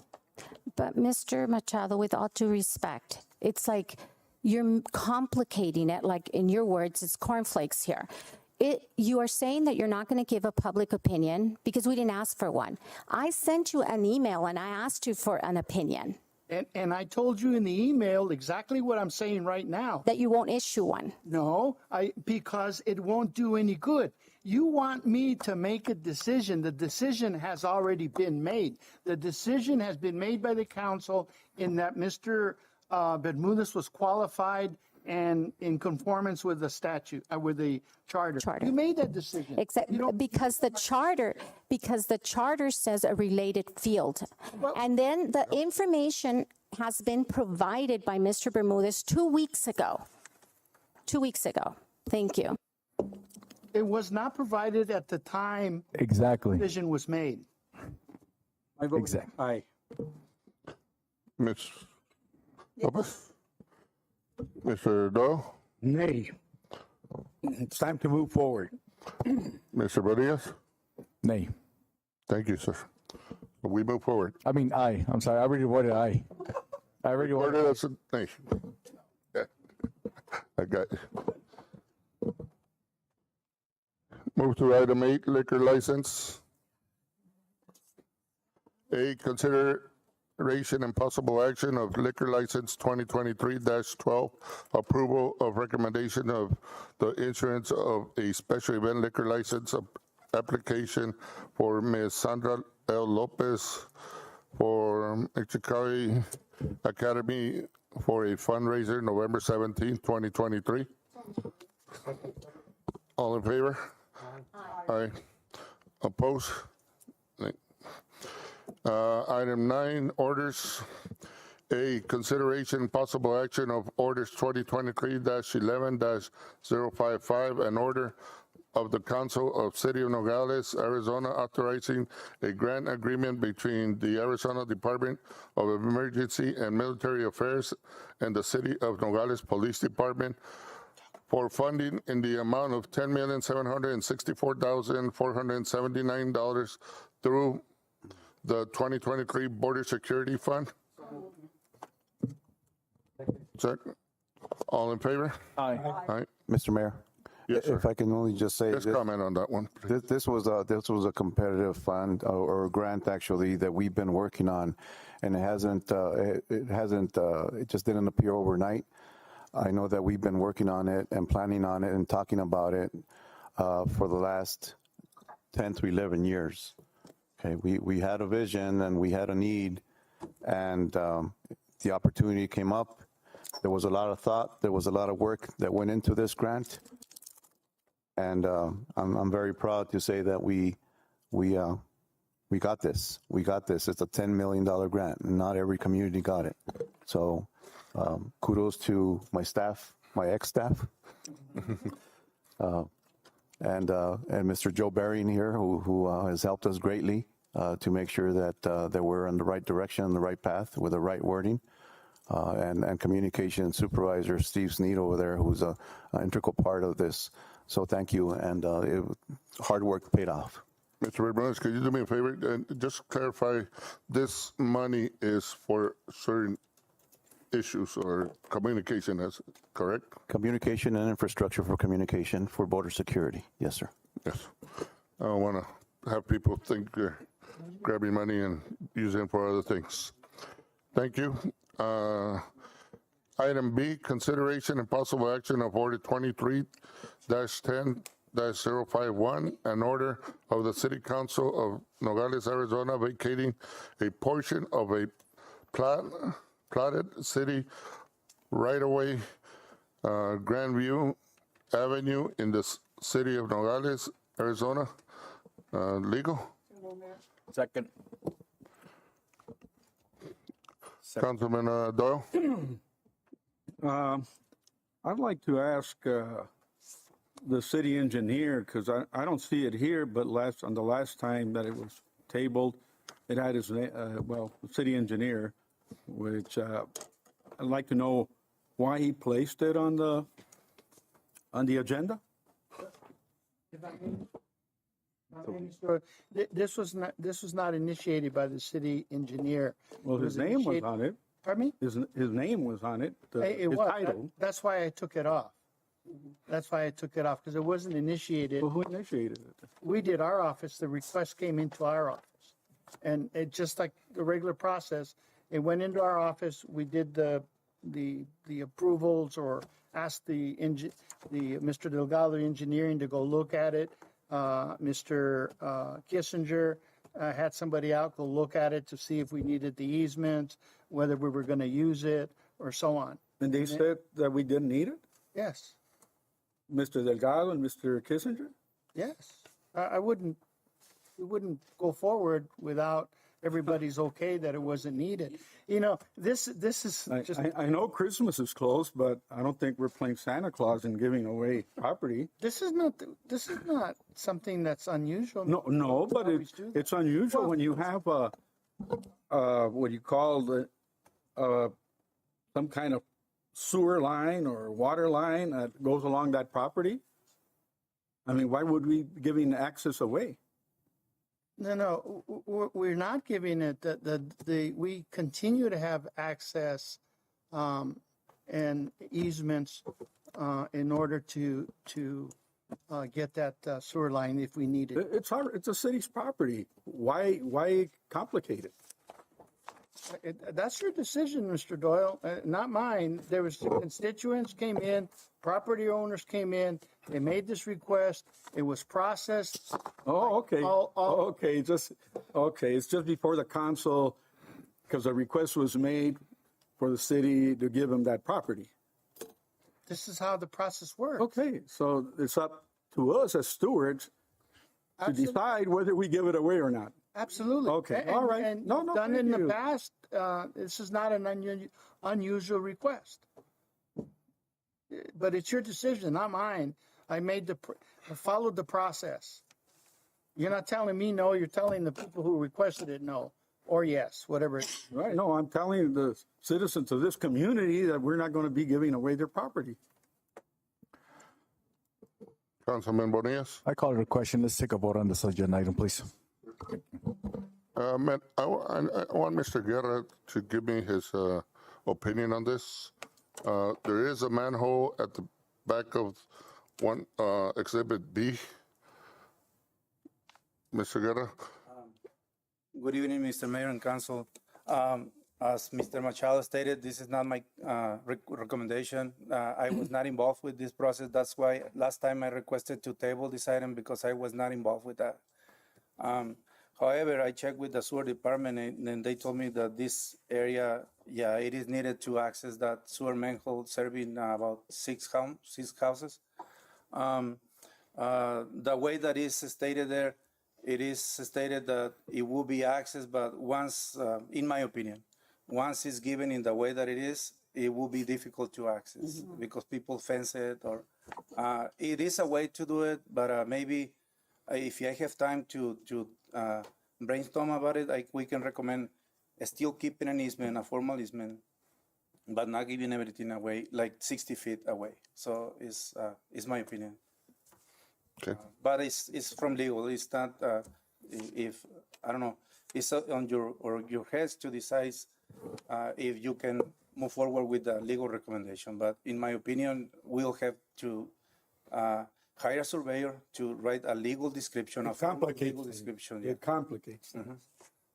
Thank you, Mr. The Guerra. legal description was prepared by the city engineer's office? Mr. Delgado? Not my office. Well, I don't know who Mr. Delgado works for. Well, He works see, for that- your office.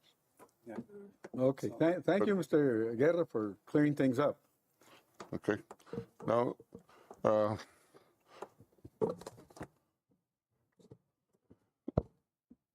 want to make a motion. No, I Well, you go ahead, Mrs. Montiel. want to go ahead. I can go. Go ahead, Mr. Grayas. If I understand this correctly, all we're doing is giving away the portion that we don't need, reserving an easement onto the city. With an easement, they can't fence it, they can't block us from gaining access, but yet they'll attain ownership, and then they'll be subject to pay taxes on that piece of property in the future anyways. So I think if I'm reading it correctly, that's all we're doing. That street is not a dedicated street as far as I'm aware, and we might not need to maintain it, so. It's not a street. It was platted in 1915, But is it used and as it a hasn't street? been improved since then. Yeah, then I don't see a problem with it. Because we're reserving that easement. Mayor? Go ahead, Councilman Doug. You know, 1915, and back then even land wasn't worth what it's worth now and what's going to be worth in the future. I think what belongs to the city, and we're the stewards of it, we should hold on to it, protect it, and use it in the future without any restrictions of anyone telling us that it complicates the matter, because now they have a say in the matter. Right now, they don't have a say. The city has a say, and we need to keep it that way. Thank you. Councilwoman Montiel. Yeah, thank you. So I went out here, I went out to see the locations, and there's two houses, and this land is between the Cota residence and the Luna residence, and there's this this area that we're talking about. There is a manhole, and is there a No, Mr. Bermudez, why wasn't the city engineer involved in that? The rest are not engineers. Why weren't they involved in this providing an opinion? I mean, he's an engineer. Councilwoman Montiel, I have no idea. This did not go through my office. It went through legal. And they made the arrangements to have whoever they had to go out there and give their. So we had Mr. Kissinger, and are they engineer? And Mr. Is Eduardo an engineer? I heard Eduardo. He's an engineer, a certified engineer. To my knowledge. To your knowledge? To your knowledge, that's a good one. Okay, so this area here in between these two homes, Mr. Bermudez, but what they're requesting is that we give this land to the two owners, half of this land to the Cotas and to the Lunas. That is my understanding. Yeah, so we're giving land to these two owners. Give it to me. I love to have that land. I love to request to get free land from the city. You know, this is what I'm talking about. I'm not going to, I know it's our decision to vote on it, and I will do it. But in the future, Mr. Bermudez, since this is your day, officially first day, is this, you're talking about a significant amount of land. I understand they've done this before in the past, and it seems to be a practice. But I don't want to be like approving something, giving away land that belongs to the citizens of, the city of Nogales. We're giving this land, and incidentally, I talked to one of the owners, and the owner said that, yeah, they're going to split this land, and half of it will go to this family, and the other half to that family. So they're going to actually split this land that will be proposed to be given to them free so that they can have that land. It's split according to statute. So, of course, but it's still nonetheless going to be split between these two families. That's according to statute. According to statute. So now we will vote to see if we want to give this free land to these two parties, families. I'm just trying to go into legal and stuff. My point is that we're giving free land. I didn't know we can do that, but it's up to us, as you say, we vote on. Councilman Doyle. Here, I like to ask when the question's called that we have a roll call vote on this, because it's, I think their constituents need to know who's on their side. I agree. I have one more question. Mr. Bermudez, what is your recommendation? What is your recommendation on giving away this land to these two families? My recommendation at face value is looking at that property from the maps is that that property is even bigger than one of the properties where there's a house next to it. As far as to my recommendation, I think that's city property. What I have a concern with is the ingress regress of personnel as far as to that line. Again, I'm afraid if they build something on it, I'm not sure as far as to the legality of it, so I can't obviously give you a legal opinion, but I still, at face value, I think that's still city property. Thank you. Thank you. Councilman Garcia. We do not know what the intent of the developers were at the time and if the city was the developer. So if they wouldn't have needed that easement, I'm sure those lots would have been made to the size of what is being requested now. Also reserving an easement. And if they have an easement, you can't build anything on an easement, no matter who you are, no matter what permits. City engineer, if you can back me on that, you can't build anything on an easement, whether it's electrical, sewer, water, or whatever, because you can't block access to the owner of the easement. So we would still own the easement, in a sense, have full right and use of that property, except we're not the fee title holders to it. Is that correct? Maybe you can answer that. Councilman Bonilla. Bonilla Gradillas. So it sounds like the same thing. It's like Bonilla Gradillas. Sorry. You know what? I agree that technically they should not construct anything, but they never. I mean, people used to invade easements everywhere. We have utility easements everywhere who are invaded for fences and garage and everything, whatever you think. In Monte Carlo is one example. It should be 10 feet utility easement. There is none. So we have power poles and, electrical pods, pedestals everywhere in the sidewalks because the easements were invaded. And we have hundreds of cases. And that's my concern. And don't we have inspectors to take care of that and regulate it? It is hard to control that. And then. But isn't it our responsibility to control that as the city? It is, but we never go. If we have to go and demolish a wall because they invaded, we have to do the same thing with every single residence. And that is not possible. And then wouldn't we be holding them responsible and charge them for violating the building code? We have the power to ask them to demolish whatever they constructed, but again, we have to do the same with. If it was done wrong, it's okay. You already built it. And I agree with you. Not because we have done it in the past, we have to continue doing the same mistake. I think. Correct. Yeah. I have a question. That's everybody. Mr. Guerra, these invasions of the easements and especially in the Monte Carlo area, correct me if I'm wrong, these violations were done before the annexation, right? Before the 80s, before 1980, before we annexed Monte Carlo into the city of Nogales. Most of these violations we inherited them. Am I correct? Some of these, not all of them. I don't know. We're talking out of the question. So roll call vote. Starting me, Ms. Fuentes, I vote nay on this. Hey. Nay. Aye. Lopez. Nay. Mr. Doe. Yes, I vote against giving this away. It'll just complicate things in the future, like things have been complicated in other areas of the city. Nay. Councilman Bonilla. Aye. Thank you. 5-2. Motion fails.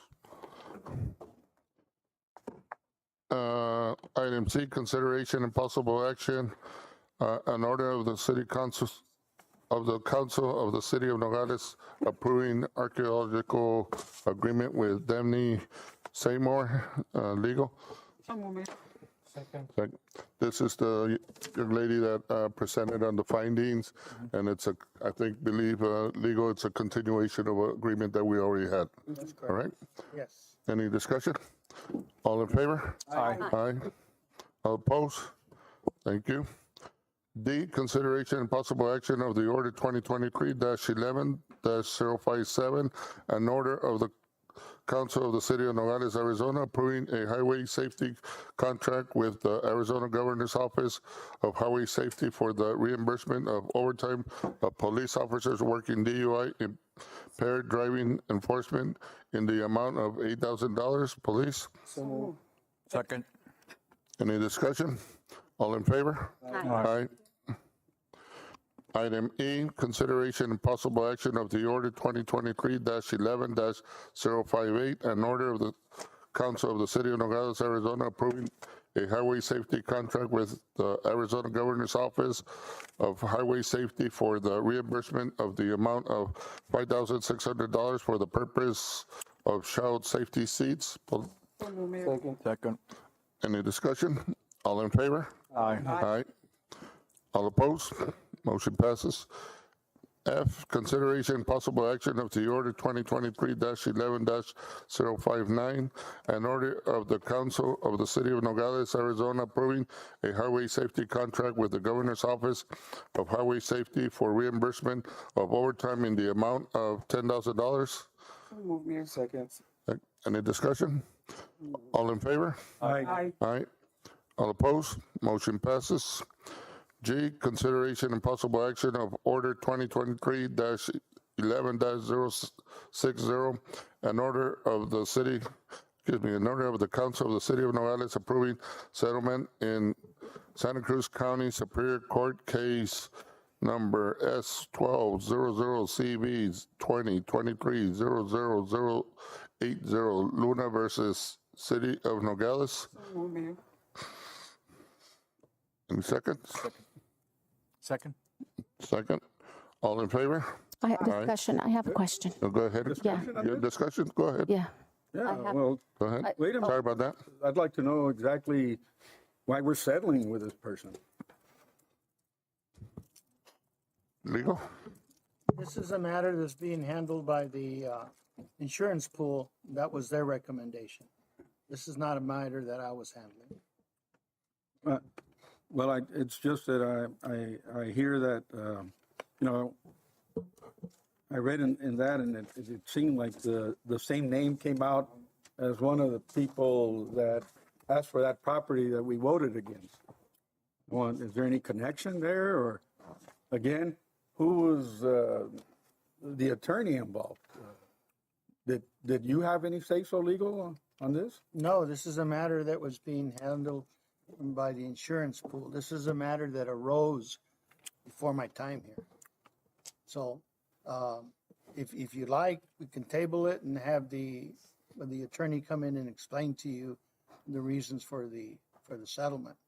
Yeah, I personally, I would recommend that we table that, Mayor, and make a motion to table so that we can have clarity on this. Ms. Montiel?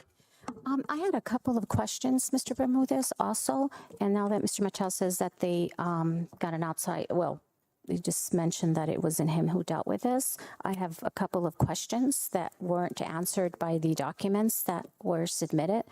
Questions as simple as why we're settling and who's assuming the responsibility for this loss. And also a handful, I would like to also table this so we can get more clarity as to how we can correct these type of things, because we're talking about, a lawsuit here. And I think it's important that we look into it so it won't happen again. Thank you. My question would be to legal with tabling and having the people come down, inquire more costs to the city. It's negligible, it will, but I don't think it would be a great amount. Mayor, I think the cost would be minimum in comparison to the educational experience we'll all have, and also on making the right decision on this as far as finding out in the near future if the pool is going to be interjecting and taking over cases like that. We need to know, at least to let legal know what's going on so we can be informed, and that way when we bring this up, we can make a better decision. Councilman Gradias. If I'm correct, I'm assuming this is an employment issue, and what they were suing for is outrageous. It might be in our benefit, but I agree that we need to hear a little bit more. And if the amount is negligible, then we should have them come down. Councilman Bonillas. I remember that this particular case because I think Councilwoman Montiel was here, and I remember this individual employee, and it is what they're asking us to as a city to give them as it's outrageous. And so either we vote, but I personally don't want to incur more charges or expenditures on this issue, because I am familiar with this individual, so with this case, and I say May I just one more comment? Councilwoman Montiel. In no way am I making assumptions that this person mentioned here is by, how can I say, is at fault or not at fault, or, every employee has a right for due process, obviously, and there must be something that we as a city must learn. So who's assuming responsibility? Because there's two sides to every lawsuit, and then there's the real truth, right? And that's why we have settlements like this. But I just feel that in fairness to both parties, I don't like employees when that they have to go through things like this. I can only assume that it was difficult for this person here to go through this. So I want to make sure that as a city we learned from it and also get more details about it. Councilman Doyle. Yes, Mayor, I'd like to make a motion that we table this item until we get the clarity we need, or have the people come over and give us more detail. So who will we have? The pool? Or? The pool. I mean, if that's your desire, there's a motion, there has to be second. It takes priority over the other motion that was made. So if this motion passes, then it's tabled. So we have a second to calling the pool. All in favor of calling the pool? And Aye. Now we go to the other motion? No. No? Okay. Right. Okay. The motion is tabled to have pool come give a presentation, Mr. Bermudez, or legal? I'll work with Mr. Bermudez to get Okay. counsel. H, consideration and possible action of order 2023-11-061, an order of the Council of the City of Nogales, Arizona, approving an intergovernmental agreement with the Arizona Department of Revenue related to uniform administration of the city's transaction privilege tax. So moved, Mayor. Right. Any questions? Mayor, Go ahead, Mr. Doyle. the only question, I guess, is that I was a lot of reading, and I think at the end of the day, I was probably like a confused attorney trying to figure out, but it seemed like it would be for the benefit of the city. It's just that I wasn't sure. Maybe if I could just ask our finance director, because she's the one that placed it on the agenda. I guess, my question is, does it differ from what was already set as policy, or is it a better system that we're introducing here? Well, I'm hoping it's better. No. So last time it was approved was back in 2019. And every year it automatically renews unless they go in and change any wording. What they did is they updated a lot of the wording, especially the part that dealt with the confidentiality of who from cities can go in and see what other cities' taxes are. We currently have one person who can go in and see, and we're working on getting a second person. Currently, it's not even me. So that's the one we're working on. But every city and town in Arizona has to approve the IGA, or they do not get their taxes paid back to the city. So we would lose our revenue. No, but I also was referring more to, I guess I wanted to get a little clear that as far as confidentiality goes, there's supposed to be maybe superior training or some kind of training there is. Yeah. that's going to be provided for the protection of all the business people and everybody else, I guess. Absolutely. So this is something that we probably need to have in place, right? Yes. Okay, that was Yes. what I wanted to get. Thank you. You're welcome. Thank you. Any further questions? So all in favor? Aye. All opposed? Motion passes.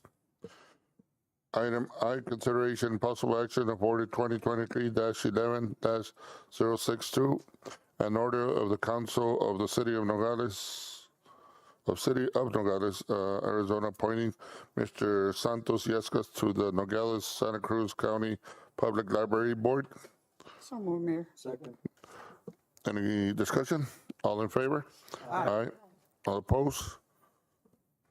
Motion passes. J, consideration and possible action of order 2023-11-063, an order of the Council of the City of Nogales, Arizona, appointing Mr. Christian Hernandez to the Nogales Santa Cruz County Public Library Board. So move, Mayor. Second. Any discussion? All in favor? Aye. Aye. All opposed? Motion passes. K, consideration and possible action of order 2023-11-064, an order of the Council of the City of Nogales, Arizona, approving the purchase of Bay Exhaust System Fire Department. So move, Mayor. Second. Any discussion? All in favor? Aye. All opposed? L, consideration and possible action of order 2023-11-065, an order of the Council of the City of Nogales, Arizona, authorizing the city manager to execute a one-time non-recruiting payment to all full-time employees. So move, Mayor. Any discussion? Go ahead, Ms. Montiel. Mayor, what is that amount again? What was that? What is that amount again? Total? No. Well, the per employee. 500. Is it 500? Okay. It's Is it, yeah, I just want to make sure. So that's a total of how many?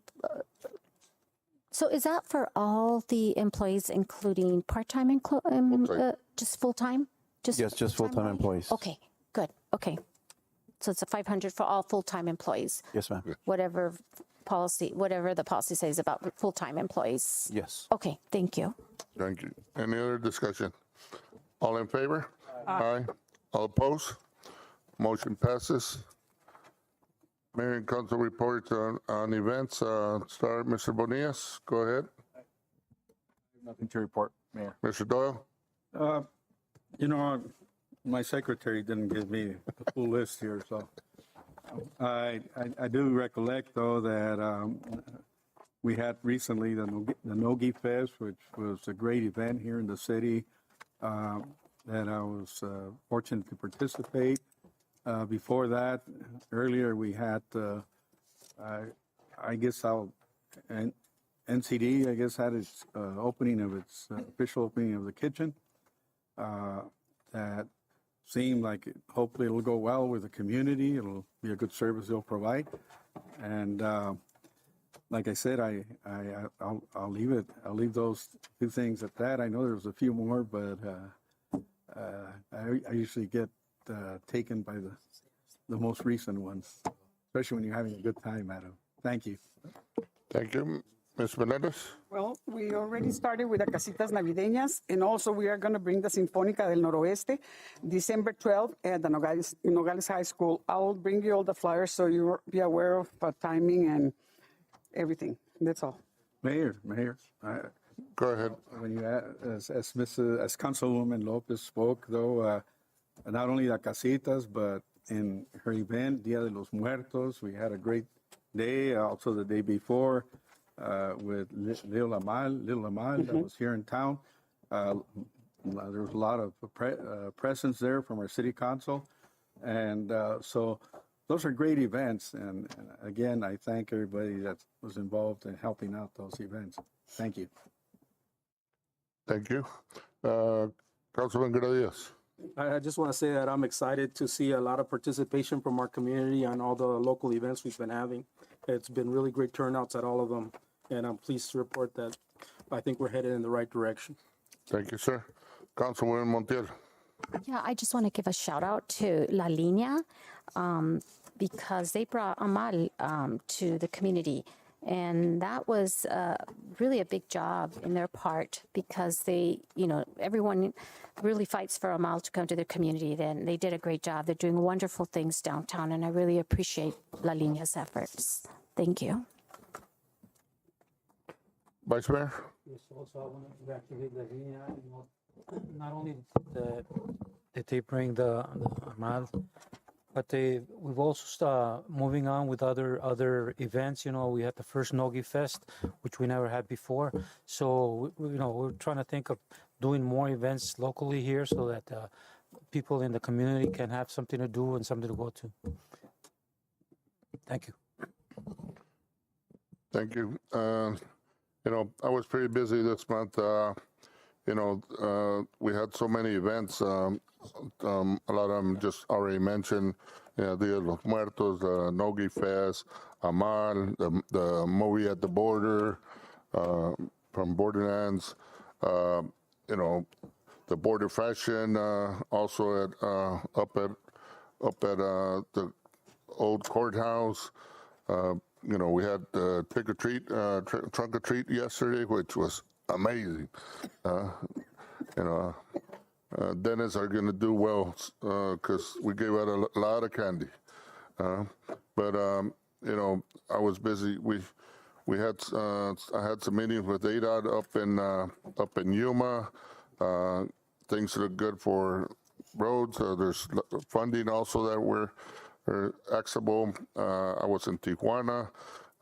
Working with Borders and Bridges, Binational Borders and Bridges, which also there's some good core of what's coming up for the deconsenting border.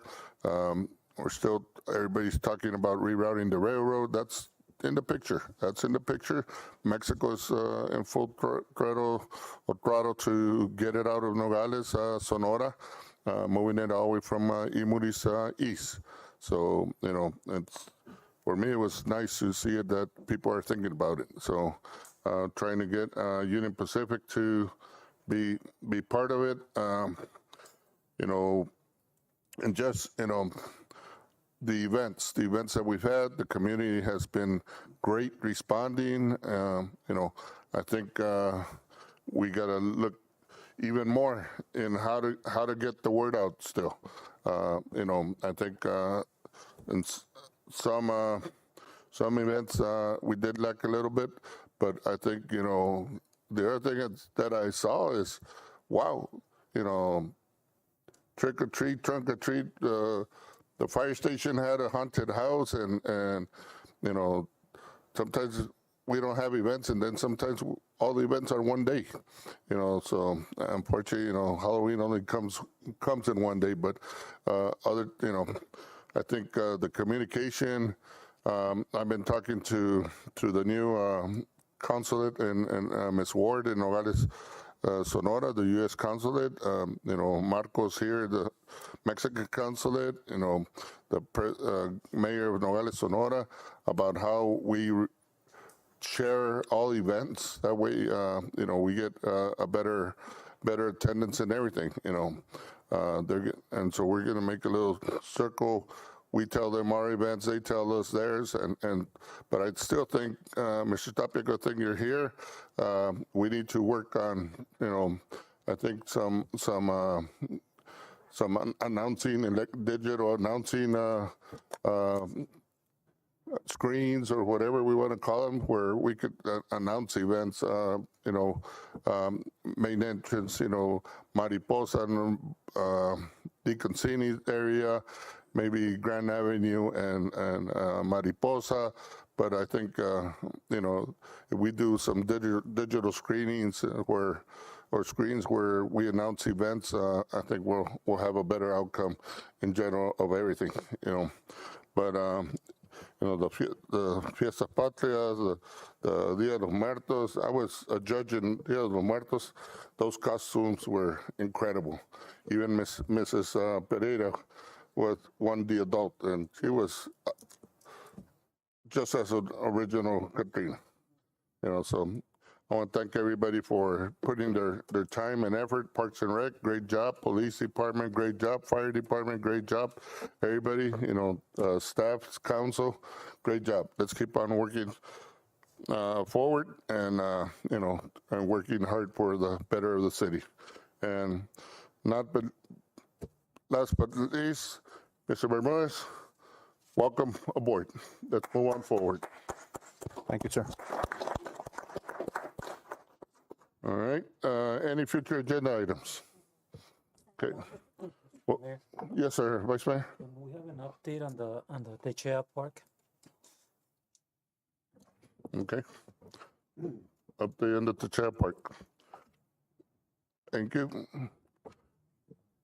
And the golf course. Thank you. All right. Well, on that, move to adjourn. All in favor? Aye. All right. All opposed? Meeting adjourned. Thank you. Good night, everybody. Y apenas viene.